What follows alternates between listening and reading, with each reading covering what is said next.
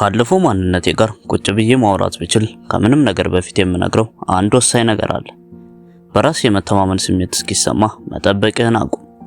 ምክንያቱም በራስ መተማመን አብሮ የሚወለድ ተፈጥሯዊ ስጦታ አይደለም። ማራኪ ሰዎች ብቻ ያላቸው ልዩ ነገርም አይደለም። ባለሀብቶች በገንዘባቸው የሚገዙትም አይደለም። በራስ መተማመን በሂደት የምትገነባው ነገር ነው። አሳዛኙ እውነት ግን በሚሊዮን የሚቆጠሩ ሰዎች ህልማቸውን ከመከተላቸው በፊት በራስ መተማመን እስኪመጣላቸው ድረስ እድሜያቸውን በሙሉ ይጠብቃሉ። ንግድ ከመጀመራቸው በፊት ይጠብቃሉ። ሰውን ለፍቅር ከመጠየቃቸው በፊት ይጠብቃሉ። የተሻለ ስራ ለመቀጠር ከመወዳደራቸው በፊት ይጠብቃሉ። አመታት ያልፋሉ፣ ነገር ግን ምንም አይቀየሩም። ምክንያቱም እስካሁን ከተነገሩ ውሸቶች ሁሉ ትልቁን አምነዋል። አንድ ቀን በራስ መተማመን ኖሮኝ እነቃለሁ የሚል ውሸት። ያ ቀን መቼም አይመጣም። ዛሬ በራስ መተማመን በትክክል እንዴት እንደሚገነባና ስለሱ የተነገረህ ነገር ሁሉ ለምን ስህተት እንደሆነ አሳያለሁ። በዚህ ቪዲዮ መጨረሻ ላይ የማይናወጥ በራስ መተማመን ከውስጥ ወደ ውጭ የሚፈጥሩትን ልማዶች፣ አስተሳሰቦችና ዕለታዊ ድርጊቶች ትረዳለህ። ከእነዚህ ትምህርቶች መካከል አንዱ ራሴን የምመለከትበት መንገድ ሙሉ በሙሉ ቀይሮታል። የሰብስክራይብ በተኑን በመጫን ቤተሰብ ይሁኑ። እንጀምር። ትምህርት 1 በራስ መተማመን የውጤት መገለጫ እንጂ የመነሻ ነጥብ አይደለም። አብዛኛው ሰው የሚሰራው የመጀመሪያው ስህተት ይህ ነው። በራስ መተማመን ያላቸው ሰዎች ብቻ እርምጃ ይወስዳሉ ብለው ያስባሉ። እውነታው ግን በራስ መተማመን ያላቸው ሰዎች በራስ መተማመን ሊኖራቸው የቻለው መጀመሪያ እርምጃ ስለወሰዱ ነው። ብስክሌት መንዳትን አስብ። ከመሳፈሩ በፊት ማንም ሰው በራስ መተማመን አይሰማውም። የመጀመሪያው ጉዞ አስቸጋሪ ነው። ትወዛወዛለህ፣ ትወድቃለህ፣ ጉልበት ይላጣል። ነገር ግን በቂ ልምምድ ካደረግክ በኋላ አንድ ነገር ይቀየራል። ካሁን በኋላ ስለ ሚዛን መጠበቅ አታስብም። በራስ መተማመን የመጣው ከተደጋጋሚ ልምምድ በኋላ ነው። ህይወትህም በትክክል በዚህ መንገድ ነው የምትሰራው። በክፍል ውስጥ በራስ መተማመን የሚናገረው ተማሪ እንዲሁ በችሎታ አልተወለደም። ለባለሀብቶች የንግድ ሐሳቡን የሚያቀርበው ስራ ፈጣሪ ያለ ፍርሃት አልተፈጠረም። አትሌቱም በመጀመሪያው ውድድሩ ላይ ሙሉ በራስ መተማመን አልነበረውም። ሁላቸውም በራስ መተማመንን ያገኙት በተሞክሮና በልምምድ ነው። ስለዚህ ራስን እንዴት በራስ መተማመን ይኖረኛል ብለህ መጠየቅህን አቁም። ይልቁንስ ራስን እንዲህ ብለህ ጠይቅ፣ ምንም እንኳን ብፈራም ዛሬ ምን ትንሽ እርምጃ መውሰድ እችላለሁ ብለህ ጠይቅ። በራስ መተማመን በድፍረት ይመጣል የሚለው ንግግር የተሳሳተ ነው። ነገር ግን ማንም የማይነግርህ ሌላ ሚስጥር አለ። በጣም በራስ መተማመን ያላቸው የሚመስሉ ሰዎች እንኳን አሁንም ፍርሃት ይሰማቸዋል። ልዩነቱ ፍርሃቱ ሲሰማቸው የሚያደርጉት ቀጣይ እርምጃ ነው። ይህ ደግሞ ወደ ሁለተኛው ትምህርት ያመጣናል። ትምህርት 2 ፍርሃት መቼም አይጠፋም። አንድ ቀን አመለካከቴ ሙሉ በሙሉ የቀየረ ነገር ተገነዘብኩ። የማደንቃቸው ሰዎች ፍርሃት የሌላቸው አልነበሩም። እነሱ በቀላሉ እየፈሩም ቢሆን እርምጃ ለመውሰድ ፈቃደኞች ነበሩ። የመጀመሪያውን የህዝብ ንግግር ከማድረግ በፊት በመድረክ ዳር ቆመህ አስብ። ልብህ በፍጥነት ይመታል፣ እጆችህ ይንቀጠቀጣሉ፣ አእምሮህ እንድትሸሽ ይነግራል። አብዛኞቹ ሰዎች በራስ መተማመን ያላቸው ሰዎች እነዚህ ስሜቶች አይሰማቸውም ብለው ያምናሉ። ይሰማቸዋል። ልዩነቱ ግን ለፍርሃት ስሜት ትዕዛዝ አለመገዛታቸው ነው። ፍርሃት ልክ እንደ አደጋ ማንቂያ ደውል ነው። አንዳንድ ጊዜ ስለ እውነተኛ አደጋ ያስጠነቅቃል። ነገር ግን አብዛኛውን ጊዜ ለማያውቀው አዲስ ነገር ምላሽ እየሰጠ ብቻ ነው። አእምሮህ እንድታርግ ከመርዳት ይልቅ በአሮጌው ምቾት ውስጥ እንድትቀጥል ለማድረግ ይመርጣል። ለዚህ ነው እያንዳንዱ አዲስ እድል መጀመሪያ ላይ ምቾትም አይሰጥ። የመጀመሪያ የሥራ ቃለ መጠይቅ፣ የመጀመሪያ የንግድ ሥራ፣ የመጀመሪያ የጂም ክፍለ ጊዜ፣ የመጀመሪያ የህዝብ ንግግር፣ የመጀመሪያ ውድቅ መሆን። በህይወት ውስጥ እያንዳንዱ ትርጉም ያለው እርምጃ የሚጀመረው ባልተረጋገጠ ስሜት ነው። ፍርሃትህ እስኪጠፋ ድረስ ከጠበቅ ለዘላለም ትጠብቃለህ። ይልቁንስ ፍርሃትን በረዳት ወንበር ላይ እንዲቀመጥ ፍቀድለት። ነገር ግን መሪውን እንዲይዝ በፍጹም አትፍቀድለት። ምክንያቱም እየፈራህም ቢሆን እርምጃ በወሰድክ ቁጥር ለአእምሮ ጠንካራ ነገር ታስተምረዋለህ፣ ተርፌያለሁ የሚል። በተረፍክ ቁጥር ደግሞ በራስ መተማመን ያድጋል። ነገር ግን በራስ መተማመን በሚሊዮን የሚቆጠሩ ሰዎችን ሳያውቁት የሚያጠፋ ሌላ የተደበቀ ጠላት አለው። እሱም ወደ ሶስተኛው ትምህርት ይመራናል። ትምህርት 3 ራስን ከሌሎች ሰዎች ጋር ማወዳደርን አቁም። ህይወትህ ከሌሎች ጋር የፉክክር መድረክ በሆነችበት ቅጽበት በራስ መተማመንህ ይሞታል። አስበው፣ ማህበራዊ ሚዲያን ለ5 ደቂቃ ትከፍታለህ።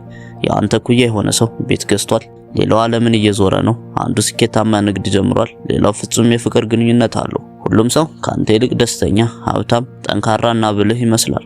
ሳታውቀው ራስህን እኔ ምን ሆኜ ነው ብለህ መጠየቅ ትጀምራለህ።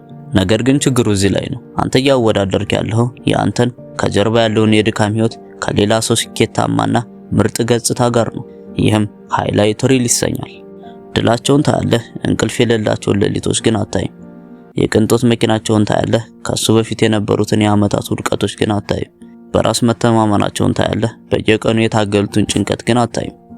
ማወዳደር መቼም የማታሸንፍበት ጨዋታ ነው። ምክንያቱም ምንም ያህል ስኬታማ ብትሆን ሁልጊዜም ካንተ የበለጠ ሀብታም፣ የበለጠ ብልህ፣ የበለጠ ቆንጆ ወይም የበለጠ ጎበዝ ሰው አይጠፋም። በራስ መተማመንህ ከሌሎች መብለጥ ላይ የተመሰረተ ከሆነ መቼም ቢሆን እኔ ብቁ ነኝ የሚል ስሜት አይሰማውም። እስኪ ይህንን ፈተና ሞክረው።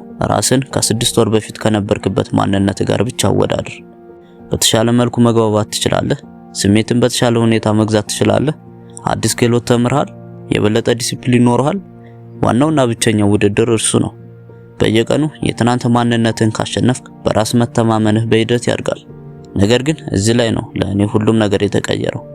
በራስ መተማመን ሁልጊዜ በማሸነፍ ብቻ የሚገነባ እንዳልሆነ ተገነዘብኩ። ራስን በማክበርና ቃልን በመጠበቅ ጭምር እንጂ። ትምህርት 4 ለራስ የምትገባውን ቃል ጠብቅ። የቅርብ ጓደኛ በየቀኑ ጧት ሊያገኝህ ቃል ገብቶልሃል እንበል። በመጀመሪያው ቀን አልመጣም፣ በሁለተኛው ቀን ዘገየ፣ በሶስተኛው ቀን እንደገና ቀጠሮን ሰረዘው። ታምነዋለህ? በእርግጥ አታምነው። አሁን ራስን አንድ ጥያቄ ጠይቅ። ለራስ የገባውን ስንት ቃል አጥፋል? ነገ ጀምራለሁ፣ ጧት ማልጄ ነቃለሁ፣ ነገሮችን ማስተላለፍ አቆማለሁ፣ ወደ ጂም እሄዳለሁ፣ በየቀኑ መጽሐፍ አነባለሁ ብለሃል።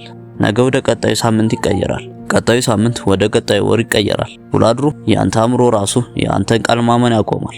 እያንዳንዱ ያጠፍከው ቃል ከራስ መተማመን ላይ ቁልቁል የመቀነስ ያህል ነው። እያንዳንዱ የጠበቅከው ቃል ደግሞ እንደ ትልቅ ቁጠባ ነው። ትልልቅ ድሎችን አትፈልግ፣ በትንሹ ጀምር። 5 ገጽ ብቻ አንብብ።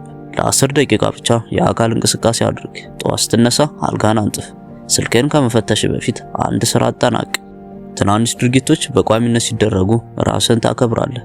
ያለ ራስን ማክበር ደግሞ በራስ መተማመን በፍጹም የማይታሰብ ነው። ትምህርት 5 አካልህ አእምሮን ይቀይረዋል። አንድ እንግዳ ነገር አስተውለህ ታውቃለህ? ብዙ ባልተኛባቸው አላስፈላጊ ወይም ጃንክ ምግቦችን በተመገብክባቸውና ቀኑን ሙሉ ቤት ውስጥ በዋልክባቸው ቀናት በራስ መተማመንህ ዝቅ ይላል። አሁን ደግሞ ተቃራኒውን አስብ። ማልደህ ትነቃለህ፣ ገላህን ትታጠባለህ፣ ንጹህ ልብስ ትለብሳለህ፣ የአካል ብቃት እንቅስቃሴ ታደርጋለህ፣ ቀና ብለህ ትራመዳለህ። በድንገት የተለየ ስሜት ይሰማሃል። በውጭ ምንም የተቀየረ ነገር የለም፣ ነገር ግን በውስጥህ አንድ ትልቅ ነገር ተለውጧል። አካልህ ያለማቋረጥ ወደ አእምሮ መልእክቶችን ይልካል። ትከሻህን ቀና አድርገህ ቁም፣ ዓላማ ባለው መንገድ ተራመድ፣ የአይን ግንኙነት አድርግ፣ በግልጽ ተናገር። እነዚህ ሌሎችን ለማታለል የሚደረጉ ዘዴዎች አይደሉም። ለአንተ አእምሮ እኔ እችላለሁ ብለው የሚያስታውሱ ልማዶች ናቸው። በራስ መተማመን የአእምሮ ብቻ አይደለም፣ የአካልም ጭምር ነው። ራስን የምታንቀሳቅስበት መንገድ ማን እንደሆንክ ለአእምሮህ ይነግረዋል። እናም ዲሲፕሊን በራስ መተማመን ላይ ከማንኛውም ጊዜያዊ መነቃቃት ወይም ሞቲቬሽን በበለጠ ተጽዕኖ ይፈጥራል። ትምህርት 6 ውድቅ መደረግ ያጠነክራል። ውድቅ መሆን ወይም ሪጀክሽንን አንተም እኔም ማንም አይወድም። ነገር ግን ውድቅ መሆን ካጋጠሙ ታላላቅ አስተማሪዎች አንዱ ነው። 2 ሰዎችን አስብ። የመጀመሪያው እያንዳንዱን አስቸጋሪ ሁኔታ ያስወግዳል። መቼም አይጠይቅም፣ መቼም ራሱን ለአሳፋሪ ሁኔታ አያጋልጥም። ሁለተኛው ግን 100 ጊዜ አይሆንም የሚል ምላሽ ይሰማል። በስራ ቦታ፣ በደንበኞች፣ በእድሎች ውድቅ ይደረጋል። ማንኛው ይበልጥ ጠንካራ ይሆናል? መልሱ ግልጽ ነው። እያንዳንዱ ውድቅ መሆን አንድ ጠንካራ ትምህርት ያስተምራል። አንድ ሰው አይሆንም ስላለ ህይወት አያበቃም፣ ትተርፋለህ። ከዛ እንደገና ትሞክራለህ። ውሎ አድሮ ያስፈራህ የነበረው ነገር የተለመደ ይሆንልሃል። ለዚህ ነው ስኬታማ ሰዎች ፍርሃት የሌለባቸው የማይሆኑት። እነሱ በቀላሉ ብዙ ልምምድ ያላቸው ናቸው። ውድቀት ከእንግዲህ እንዳይቆጣጠራቸው በቂ ውድቀቶችን አስተናግደዋል። በሚቀጥለው ጊዜ ውድቅ ስትሆን ለምን እኔ አትበል፣ ይልቁንስ ይህ ምን እያስተማረኝ ነው በል። ምክንያቱም ውድቅ መሆን ብቁ እንዳልሆንክ ማረጋገጫ አይደለም፣ እየሞከርክ መሆንን ማሳያ እንጂ። ውድቅ መሆንን መፍራት ያቆሙ ሰዎች ሊቆሙ የማይችሉና የማይበገሩ ይሆናሉ። በራስ መተማመን በየቀኑ የሚገኝ ነገር ነው። ሰዎች ብዙውን ጊዜ እንዴት ለዘላለም በራስ መተማመን ይኖረኛል ብለው ይጠይቃሉ። መልሱ አትችልም የሚል ነው። በራስ መተማመን አንድ ጊዜ አሳክተው የምታበቀው ስኬት አይደለም፣ በየቀኑ የምትገነባው ነገር ነው። እያንዳንዱ የአካል ብቃት እንቅስቃሴ፣ እያንዳንዱ አስቸጋሪ ውይይት፣ እያንዳንዱ የምታነበው መጽሐፍ፣ እያንዳንዱ የምትጠብቀው ቃል፣ እያንዳንዱ የምትጋፈጠው ፍርሃት፣ ከምቾት ይልቅ እድገትን የመረጥክበት እያንዳንዱ ቅጽበት በራስ ላይ ሌላ ጡብ እየደረደርክ ነው። አንድ ጡብ ብቻውን ቤት አይሰራም፣ በሺዎች የሚቆጠሩ ግን ይሰራሉ። በራስ መተማመንም እንዲሁ ነው። ስሜቱን መከተልህን አቁም፣ እርምጃዎችን መከተል ጀምር። ምክንያቱም ድርጊቶች ማስረጃን ይፈጥራሉ። ማስረጃዎች እምነትን ይፈጥራሉ። እምነት ደግሞ በራስ መተማመን ይሆናል። በራስ መተማመን ደግሞ ህይወትን ይለውጣል። ስለዚህ ፍጹም ጊዜ እየጠበቀ ከሆነ ያ ጊዜ አሁን ነው። ዛሬ አንድ ትንሽ እርምጃ ውሰድ። ነገ አይደለም፣ በሚቀጥለው ሰኞም አይደለም፣ ዛሬው ነው። ምክንያቱም ከአንድ ዓመት በኋላ ወይ በመጀመር እጅግ ታመሰግናለህ ወይም በጀመርኩ ኖሮ ብለህ ትቆጫለህ። ምርጫው ሁልጊዜም ያንተ ነው። ሌሎች አስተማሪ ቪዲዮዎች እንዲደርሱት ሰብስክራይብ በተኑን በመጫን የዚህ ጠንካራ ቤተሰብ አባል ይሁኑ። ሰናይ ጊዜ